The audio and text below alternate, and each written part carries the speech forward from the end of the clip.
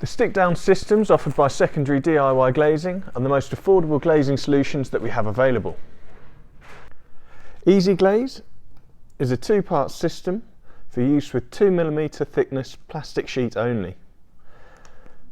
The self-adhesive base section is cut and stuck into place. Then the 2mm sheet is sat within this frame before clipping the top in to secure it.